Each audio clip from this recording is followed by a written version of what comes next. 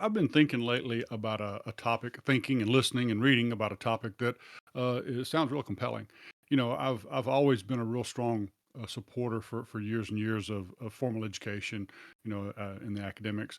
And but what's come up lately is that there's a lot of people are spending so much time and money and getting such burdensome debt going to colleges that the trade schools, the training schools for trades and skills are really starting to be a great option for a lot of folks. And the most compelling thing I heard recently was this young lady that rather than going to college, and she was a good student in high school, and actually, everyone, all of her family and friends thought she would go to college because she was such a good student that she chose not to. She decided she wanted to do something different, and so she went to trade school and learned to be a welder. And so she's, an attractive young lady, mid to late 20s. You look at her, it would not be the person you would expect to put on a welding hood and gloves and fire up the acetylene torch. But sure enough, she does. And she works for a NASCAR, I think one of the NASCAR teams or the NASCAR companies, doing some body work and things there, as well as doing other I work on wanna the side. interrupt you just for a second. That sounds like a commercial, like you see like oh like it's like this really slow like driving music and then like you see the welding on the car and the sparks flying and then it pulls back and pull off the mask and it's a woman. Oh, yeah. No, really- She's blind, so she fits the prototype, right, something like like that. bust the stereotypes. And she has, and that was the interview I heard, of her, actually, that was one of the main topics was that she was, busting the stereotypes because, Yeah, not the kind of person the look that you would expect for someone to go into that profession, but she sure. loves it. And the key thing she said, the guy that was interviewing her asks is, "Well, how much debt did you incur going to school?" 0. She has 0 debt. And so as soon as she finished her education, went to work, I mean, she was able to live independently. She's got her own place. She's got her own, vehicle, her automobile. She has no debt and she's living life. And she's happier than I would imagine than the majority of people that get out of college with 100 or 150,000, Ugh. $200,000 in debt that they probably have no hopes of ever paying off. Because they're going to come out and make, a living. And like most people making a living, there's not a whole lot left over. So they'll give either they'll default. In some cases, I think that's what happens, or they'll just pay the bare minimum just to keep the interest covered. And that debt just stays there in perpetuity. Well, So you can't bankrupt on educational student loan, loans. That was right. a thing that got passed when I don't know when, but anyway, so that's the only kind of loan that you can't declare bankruptcy by. But you can't default. I mean, that's the, Well, I mean, I if you mean, didn't get the it money, you won't ain't go get the away. money. Right, the debt won't go away, but, I mean, excuse me, the debt won't go away, but, I mean, if a person doesn't pay for it, then, I mean, Right. that's one of those things that I'm not sure how, ferociously they pursue, Well, I'm defaulting sure to some loans. degree, wage garnishment, all that kind of stuff. Yeah. But the key thing that did, that article, or the interview that I listened to and some other articles supporting that I've read and other things that are related to it, it's a real compelling because right now, especially in today's market, there's a big deficit in available skilled people in the trades, Right. right? And we all know, the law of supply and demand. When you don't have that, then your wages are going to go up, trying to attract people to come and do that. So that becomes a very lucrative, potentially lucrative career option for people to consider. And I think some people are doing that. I mean, they're seeing that, and they're going back after maybe they've done a university education, college, university. They're going back and getting the trades. And that reminds me of. I'm going to age myself here just a little bit, date myself. Back in the '70s, when I was in high school, there was a discussion going around that some European countries, I think it was Germany and maybe Sweden, and there may have been some others, that there was discussion that the bureaucrats, the education leaders, were beginning to try to dictate and determine whether students in high school should get to go to college or not. And if you weren't selected to go, you couldn't go no matter what you wanted to do, or whether or not you would go to trade school and learn a trade. And while that in and of itself probably had good motives behind it, at the time it was one where it really didn't set well with me because I'm a firm believer in the freedom of choice, right, or something like that. And circumstances will dictate, right? I mean, if you, I don't care how much you want to be an NBA basketball player, if you don't have the skills, you can't do it, right? I mean, Right. or Major League Baseball player, or a soccer Well, player, but or even whatever the case may aside be. from that, the thing is though that's almost I know your point. I just want to dig in a little bit here. Sure, Um, it's almost not comparable because those sorts of things you have to have a certain level set of physicality, and then on top of it, there has to be other stuff. I think that education's a little different because a lot of people, certainly not everybody, and I know that there are people that this argument, the sports star athlete, whatever argument mhm, goes for education as well. But most people can push themselves beyond their current limits on their ability to learn things. sure, Most people just, I think, don't. Don't get me wrong. There's lots of people who can't for lots of different reasons. Whether it's just uh, their IQ is too low, and that was just kind of how they were the lot they were given when they were born. If it's they just don't have time to push into things. But I think the having that opportunity, if one has a strong enough desire, there's history is replete with examples, and I know that's you can say it's anecdotal, but it's like at some point a mountain or tsunami of anecdotal evidence becomes something more than just anecdotes, hmm, um, of people who terrible students. You'll never amount to anything, and then they really get desirous of something. I mean, Einstein is one such example, if none others. And that you actually make something of themselves through academia, or at least enough to learn something to start to apply to things in the business world or some other way in the real world. So I think that I'm with you on that choice thing, because I think hmm, that we need to have that experience with life, not just things like the market, but even broader than that, life that can show us, okay, well, is this decision that I made good or bad? Then take that information to adjust to make another decision. And it requires you to have that freedom to decide to be able to do that. Because otherwise, you can always blame, oh, this system made me go this way, and it's because right, of that system, not my own responsibility, right? And to me, that's the equal part of that freedom of choice thing, is the sure. taking on the responsibility. Right. And the whole thing is it's one thing if you choose a path and that path doesn't present opportunities to you, right? Yeah, But it's your choice to have gone down that path, and then to your point, you learn what you learn, hopefully, and then you apply that for the next path that you take or the next step that you make right. and proceed and progress. I think it's a case of where um, history, the market, quote unquote market. I don't mean the financial markets, but I mean, the whole thing about colleges, because colleges and universities, I think, are uh, getting themselves into a spot where they're going to have to compete for their customers, Sure. right? And so they're also going to have to compete, and they would no one, I don't think any educator, professional educator, would ever call it competing, but it is. They're going to have to compete for the trade, against the trade schools for the same students, Oh, I think and they're some going would to call have to it do some competing. things. The new president of the local university, um, actually, he just was hired just this week, and he was interviewed with a local business paper, and I read the interview, and one of the things that he said about education, it was one of the most insightful things I've heard from an educator in a long, long time. He says we have to. He says a college education has to be not attainable. What was the word he used? I'm trying to. It was on the tip of my tongue, and as I Uh started oh. telling it, it left me. Um, it has to be, attainable. That's not the word he used, but it's where you can get it, right. You can have access to it. Accessible. That's what it Okay. must be accessible. And what he was alluding to is that tuition increases because they got a bigger, finer campus, and they're this multi-million-dollar, building program and expansion and all these things. They come on the backs of their customers, just like any cost of any organization. It gets Right. passed down to the customers and the consumers. Right.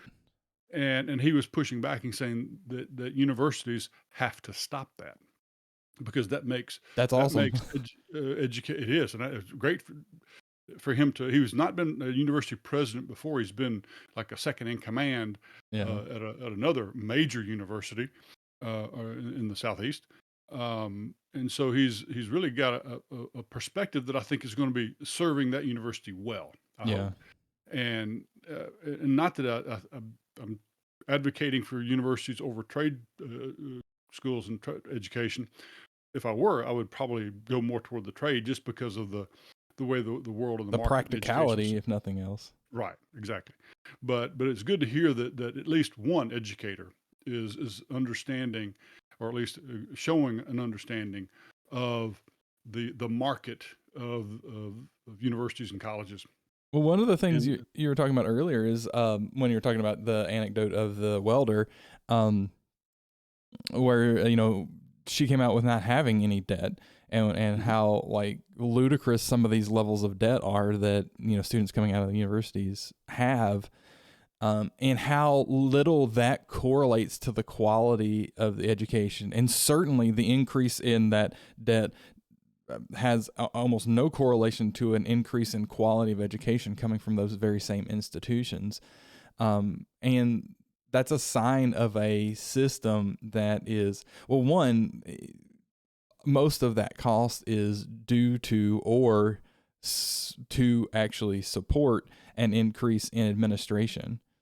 To mhm, what end, though, right?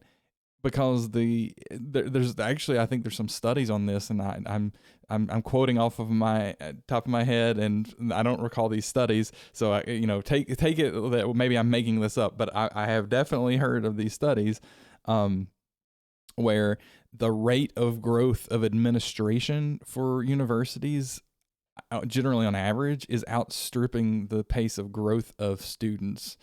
And well, I mean, what's causing that? We need to at some point take a look at, and I think some people have, but just for the sake of this conversation, I'll just say we need to take a look at that and figure out why that's the case, and why do these institutions think that they need so many more administrators. I've definitely got my thoughts on it, and mhm. I know where some of that's coming from, but I don't know if it explains everything. Maybe we can have a separate conversation at another time about that more particularly. But that's a problem, and I think it's good that this. You say he's the new president of this university. Mhm, mhm, I think it's very good that he's speaking in those terms, because until it's like any system, if a system has problems with it, until the somebody or some constituent of that system correctly identifies and begins to address those problems, they will become fatal. It doesn't matter how innocuous they may seem, right? mhm, Cancer's innocuous at first, effectively, right? And only after a while does it become a real problem. And whenever an organization or a system is operating, uh, is creating incentives for changes in operation that do not align with things like its goals, its stated mission statements, like especially businesses, right? mhm. To the extent that any operation does not drive the business toward its mission statement, its mission's goals, that's the degree to which those processes and those things are detrimental to that business's long-term, or organization, you say more generally, as long-term existence. And people don't understand that. It's like you can't just mess around with stuff. Like you shouldn't just mess around with stuff. Now, there's time and place for trying new things, but you have to Mhm. be very careful about how you do it, and understand what you're looking at, of whether this adds to it or not. The thing is that there's a lot of societal pressures, I think, on universities. I think there's a lot of external, uh, uh, non-organic kinds of pressures. Well, of course, yeah. But I mean, even beyond that, right? Reputational sort of things. There's a lot of stuff like that. I think that um, they're responding to those incentives in a sometimes okay way. Sometimes it seems nonsensical way.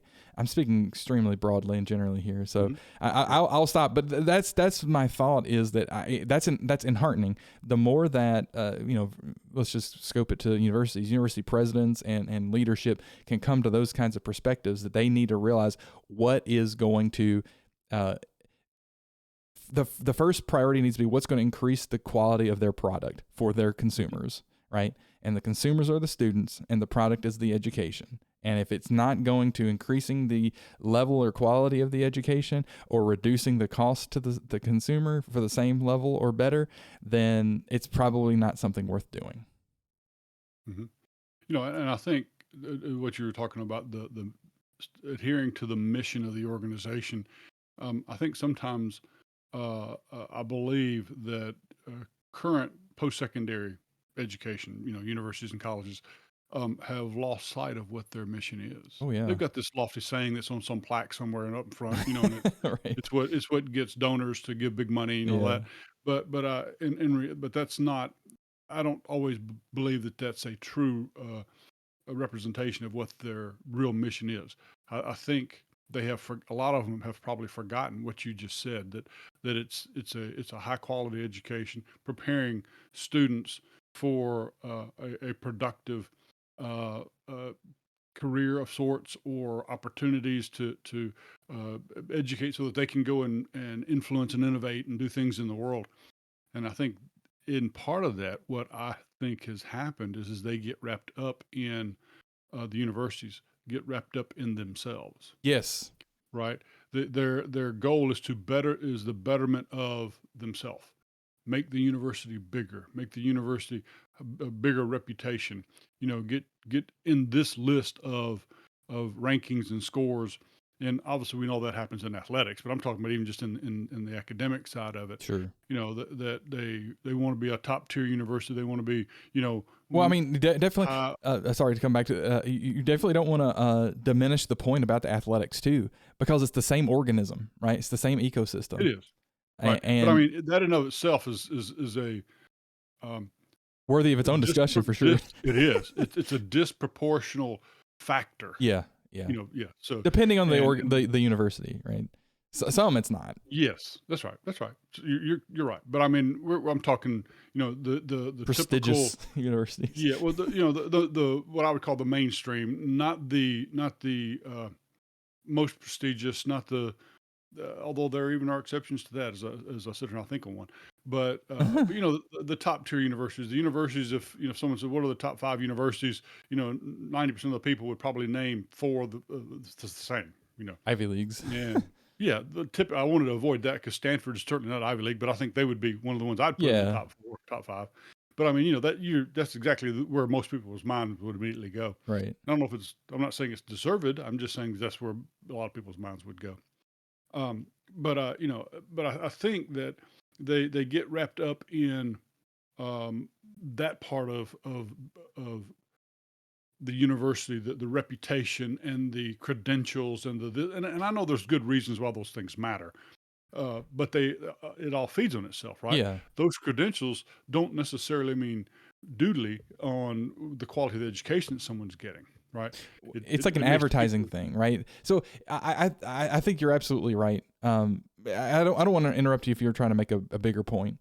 No, that was I just to think that the whole mission thing, they need to take a step back and revisit what their mission really is, and then judge everything else that they do in light of that. The real thing here, as with all systemic problems, uh, well, as with almost all systemic problems, perhaps all systemic problems, it is just a matter of poor incentives, because the incentives that exist aren't just the ones that you talked about. The whole things that can appear to be like trying to create a better advertisement for the university for new students, right? Which you can Hmm. construe it as that, and I don't think there's anything wrong with trying to construe it that way, but whenever and it's whenever like a business, let's just say universities are businesses, but let's just take it outside of the university realm, say some other kind of business that's like creating things, like just building widgets or whatever.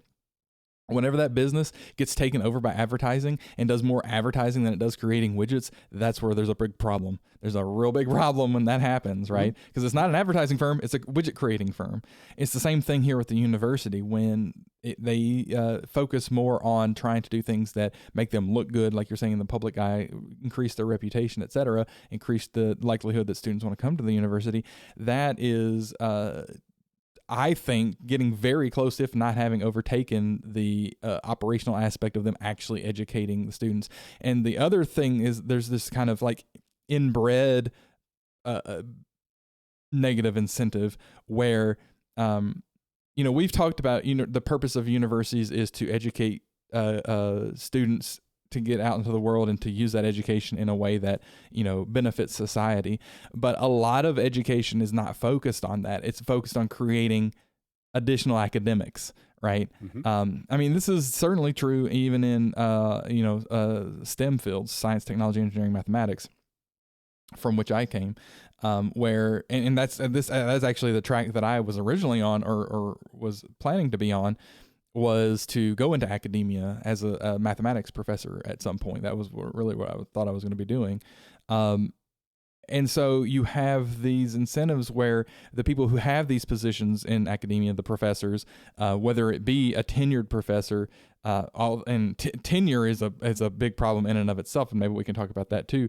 But whether it's a tenured professor, a non-tenured professor, even an associate professor, or just an instructor even, they all have the incentive to keep the system going, right? Because that's their livelihood. Not only is it their livelihood, it's also what they like to do, right? It's the things that they're interested in for the most part, especially if they're good at what they're doing. And so they the whole point of this kind of university system is to have this dual good outcome, which is and the bigger of the two as far as volume, is to have these students that come out educated, ready to go into the workforce with specialty education, being able to do something in a very special way, whether that's being a mechanical engineer, electrical engineer, whether that's even in something like economics and understanding, finances and stuff and doing like financial planning, or whether that's even in something like philosophy or something a little softer, quote unquote, or like English literature, to understand how to communicate so that you can help people help communicate ideas, do that on behalf of other people, or do it for yourself if you have ideas that can help society. All of that's a good outcome from the student side.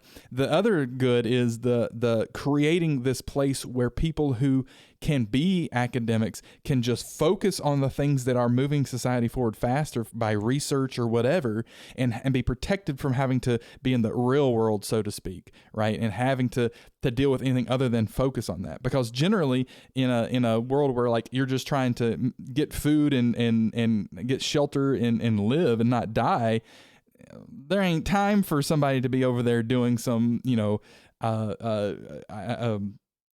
imaginary analysis, complex analysis or something like that in mathematics, for example. So the reality is we benefit as a society from having those academics usually, when they're focused on research that is usable outputs, right? Or potentially usable outputs. The thing is, I think we've grown a lot of fields now in academia, and I don't want to talk about this directly and what those are, but they have created outputs that not only are not good for society, they're negative for society. And many of them, even if they're not negative for society, they're just like nothing. They're like complete nothing. So like the output is nothing. So they're putting energy in and nothing coming out. So that's a highly inefficient engine in engineering terms or physics terms. And that's a problem. And that's where all that money is going, is this highly inefficient engine, whether it be in some of this research in fields that are just basically non-count, or even research in fields that aren't non-count, where the research itself is either just like but banal or irrelevant, which there's some of that too, or if it's into this kind of like administrative state of the university itself, where it's like, why does this keep growing? And so what's happening is that it's kind of a cancer in that sense, is that these things that are useless, they're like cancerous cells, keep growing and growing inside of the university. and it's making it harder to deal with because it costs more to make all that happen. Well, you're not getting a better education, so you're paying more for less, and so then it's bad business perspective. And so then, to your point, they find themselves having to actually feel, I think, and they will feel like this more and more in the near future, having to compete with other options aside from just university. Not just other universities, but trade schools, not going to school at all, and just learning what you need on the internet. Like, for example, in computer science, I don't want to say computer science, in software development, you can learn everything you need to know and never have to step foot in a classroom. And you could do that all while you're in high school. And you could be, as soon as you graduate, or even before you graduate, having a real serious software developer job, depending on the organization. Most organizations are becoming more and more flexible about that kind of a thing. And you don't need to spend the money, spend the time, and the money's bad, but the time's almost worse, right? Because those could be some of the most energetic, productive years of your life that you're sending these kids into school to just kind of twiddle their thumbs. You can make more money, you can't make more time. Right. So yeah, that is definitely spent time is much more valuable than spent money. You made a statement a few minutes ago or a minute or two ago that I wanted to kind of bring back and raise up as a question. Or you said something that led me to this question because I think this is kind of a fundamental thing that I think causes me to have a not positive perspective of colleges and universities right now as much as I used to. Yeah. And you said that the universities, they're potentially doing all this stuff to increase their reputation to attract students. I wonder if they really are trying to attract students because I question whether they are. Because Mm. think about it, that's the students are really not a key cog in what I think the universities they're an important purpose for being, but I think sometimes that appears to be forgotten or overlooked. I think it becomes a necessary um, step or feature to do what they really want to do. And I think this is the universities, the research, because I mean, you've heard all the stories about, professors, they can't get tenure until they've had some published research and all this that, and the Mm-hmm. other, or, they've Publish or applied and got perish. these grants. Yeah, right. And all these kinds of things. So that to me, that doesn't sound like that's attracting students because what articles, scientific or research articles this professor wrote or didn't write, uh, to me, it really is uh, not really relevant to whether or not I'm getting a good education. Now, it may say this Right. guy has credentials or gal has credentials, has some experience, and that may be important to differentiate between this and some other person, but not as a mission of the university. Now I got it. I oversimplified research, and I got there's really good reasons why academic research, to your point, may be an inefficient machine because it may only find, false outcomes. Right? Well, this doesn't work. Well, that can be used later and built upon, Oh, or this sure. outcome. We got this result. This is not what we expected, but it's a result. We don't know what it means, but then the next group that comes along can take that and build on it, right? And it Right. builds on. So I think there's that aspect of what the larger universities do that does have merit, as long as it's taken in context and they remember what you alluded to that their purpose is education and everything should be, funneling back down toward not down, funneling up toward education, whatever direction you want. I don't mean to downplay it, but it needs to be funneled toward the education, the quality of the education, the depth of the education, the activity of the education. Because I think I'm a firm believer that education should be active and activity, not just books and papers and pages and writing and keyboards now. They didn't have those Yeah. when I was in school.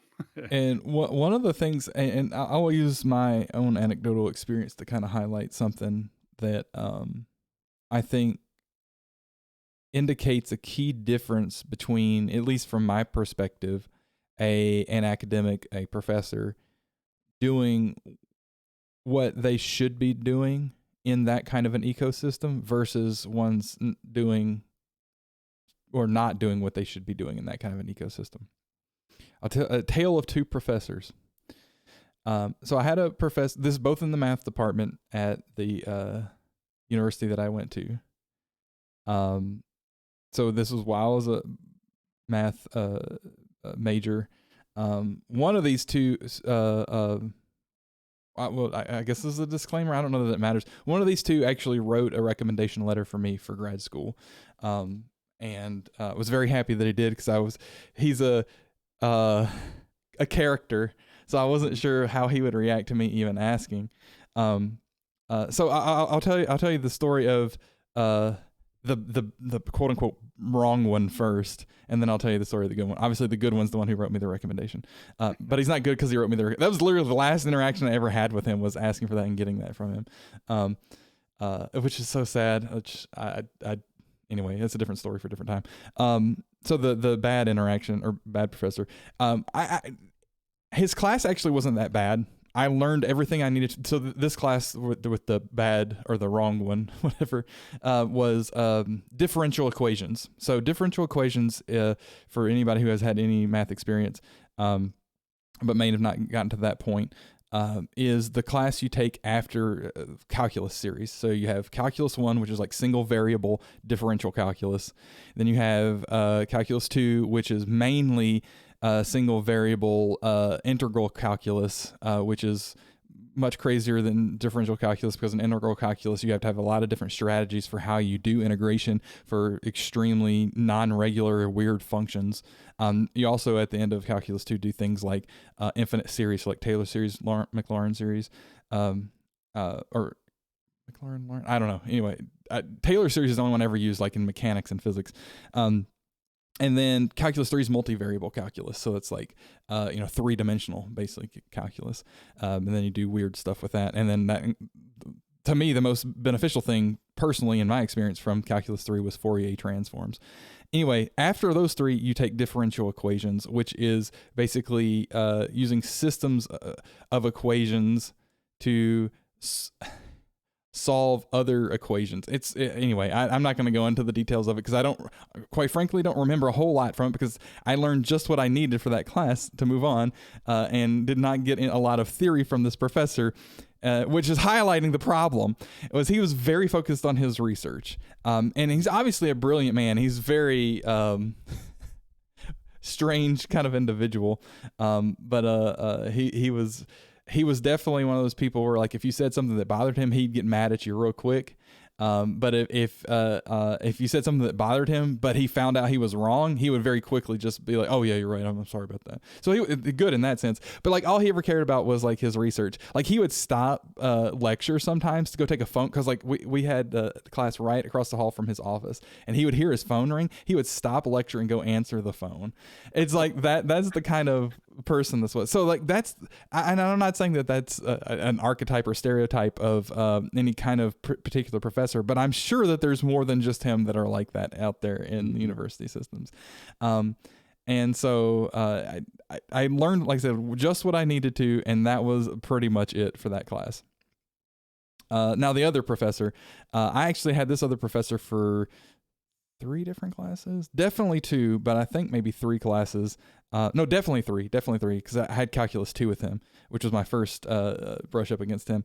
And he's just like the most zany character, just like off the wall, weird, like kind of guy. And everybody thought he was just like nuts. And it's like, he's not nuts. If you like listen to what he's saying, he's like one of these kind of characters that would kind of like talk to himself a lot. And then like he would say something, but if you listen to like everything he's saying, it's like this real clear pattern of where his brain's going. And it's very understandable. And he would get tickled at everything. One of the classes I had with him was, it's a stupid name, like proofs. Everyone called it the proofs course, but it's like mathematical something and proofs. And so basically this was like the class. I mean, you do proofs in like geometry in high school and stuff, but this is the class that's like, seriously, if you're going to be a mathematician, this is how you really have to write papers and do the actual proofs part of it.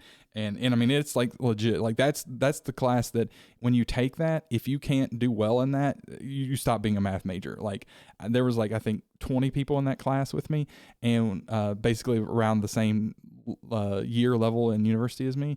I can only remember two of them out of that whole class that I ever saw in any other future math classes. Mm-hmm. So it's the great differentiator. But like he would have all these anecdotes, and like to most people they would just think he's just so dumb. But like it's part of his character, and like he would really be involved in it. But he had all this like crazy research he would do too. Like in like I don't think he did number theory, but like he did like some really weird out there sort of research. But like it was clear that he cared about the teaching aspect of it, and he cared about yeah, as zany and nuts as he was, like he was happy to be doing it. Mm-hmm. The other teacher hated having to step foot in that classroom. Oh, it's what he had to do to be able to do his research. Exactly right. And I don't even know what he was researching, but it's just he was just brash is the way that I would put it. The other guy was playful, and Yeah. that was so good. And Dr. Brooks was the quote unquote good one, and I miss him so much. I wish I could have had him for every math class that I took. It was so good, and he was just like kind of a weird character. It's like you don't meet people like that much at all, and it's like they stick in your mind. Well, it sounds like he really was his motivation, his motives and motivation were the education, He was right? Or at so least happy. He was so tickled by the concepts that he was so happy he got to share it with people. And it was yeah, so clear when he did it, to me at least, because like he and I had the same kind of humor, and I think that's why I clicked with him so much. But yeah. it's just funny like how he was. Like he would just make the funniest jokes about just random math stuff. I mean, and So like math jokes, like you'd have to know math stuff to get the jokes. right, And I think a right. lot of people didn't catch all that kind of stuff. Yeah, inside joke. So you Yeah. have to ask your, you're right. Yeah, and so that all of this makes me kind of loop back to one of the origins of this discussion, this conversation, having to do with trade schools, and the how and I'll say it. I think universities have lost their way Oh to a yeah. great extent, Yeah. and I'm not even talking about the political and all that kind of stuff. I'm just talking about the mission, Hmm. their goals, what they're supposed to do. I think they've lost their way, and it's understandable, right? Because we always know that you follow the money, and that will tell you where people's decisions and where people's hearts typically tend to go. And I think universities are guilty of that, right? Because all you have to do is look at the budgets of some of these universities, and you can tell that. And that's the athletics is where athletics kind of drives the train, so to Right. speak, in a lot Right. of respects. But I think the whole thing about competing for students, I don't truly believe that that's what the universities have been doing over the last 20 years or more, 25 years or so. I think it's been more a matter of competing for the money, and they have to go get the students to help underwrite some portion of that, They right? Because forgot that they obviously, have to compete for the students because it right. was one of those things where everybody was told you got to go to college, and so everybody was going to go.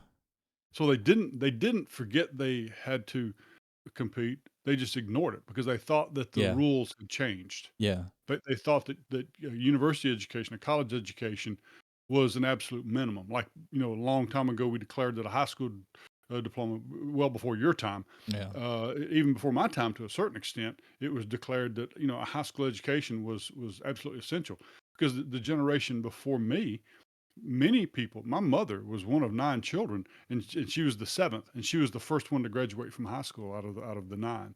And then of the other two, only two out of the nine graduated from high school, but they were all productive, and Sure. people and members of society.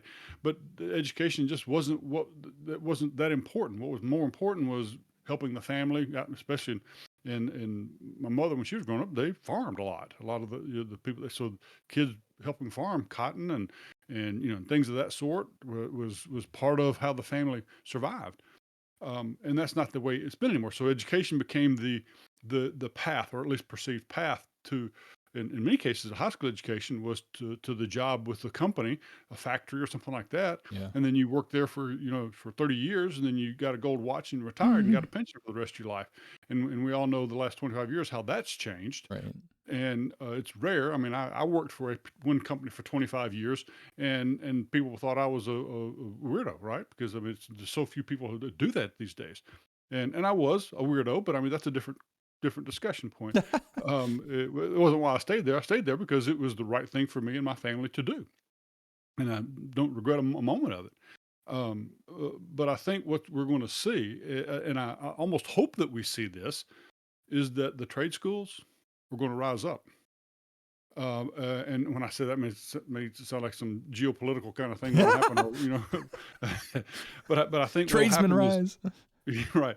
I think the trades, they're going to get an improvement, a facelift, so to speak, Yeah. in their reputation. They already are, quite honestly. And the big Ford announcement, their electric vehicle, in West Tennessee, and then up in Central Kentucky, that Ford has announced they're making about 11 or 12 billion dollar investment for manufacturing batteries and for electric vehicles and their trucks. So in West Tennessee, they're going to be building all the Ford F-150s is what the word is. But part of that agreement is the state of Tennessee is building a Votech school on that mega site area, right? Mm. So they're building a school, a trade school, directly intended to train technicians. You're gonna go to work where you went to school. Yeah, and I mean that's the thing. It's I don't know how the funding and tuition all that'll work, but I guarantee it'll be easy. I mean, because Ford's got big money. But my point is we're going to see more of that happening, and Yeah. I think that the same thing happened. I think up in Kentucky, Kentucky is doing the same thing on their side, because number one, they don't have the skills, they when they're looking for these mega investments, they're looking for locations. Number one, for that has the real estate.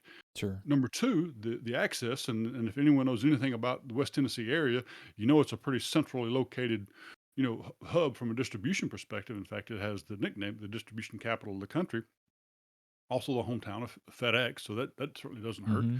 It's their primary hub, and so all of that is going to work to that. It won't eliminate the need for universities and colleges, but I think it will.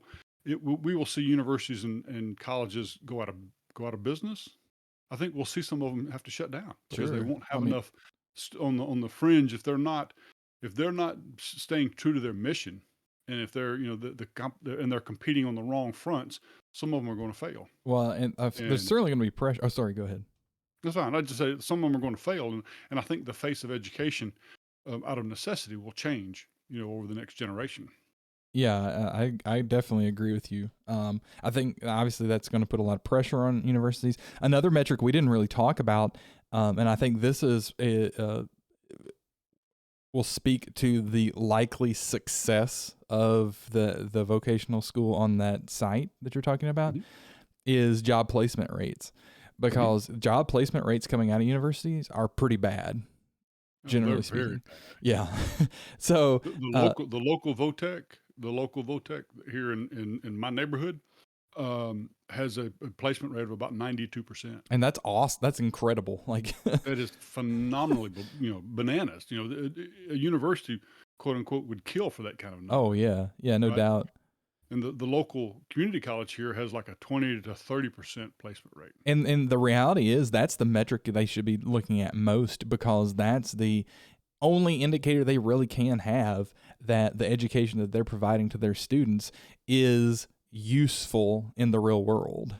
Yeah, yeah, you're So, right, absolutely. So, but well, yeah, all right. yeah, I I think think I that's think we've wrung this sponge pretty good today. yeah, I think so too. We were very careful not to be too accusatory, but I do think that our educational system, the post secondary, well, the elementary and secondary education systems has many warts, and that's Different conversation for another sure. deep topic that I'll get on a stump one day, and then I'll probably offend everybody I know because of my thoughts that I have about that. Uh, but I will say this, and I'll say this about elementary and secondary education as well as post secondary. There's a lot of great people in those Oh places, and, sure. and their hearts are in the right place. And I'm really talking about the outliers, and in universities, it's the mission, right?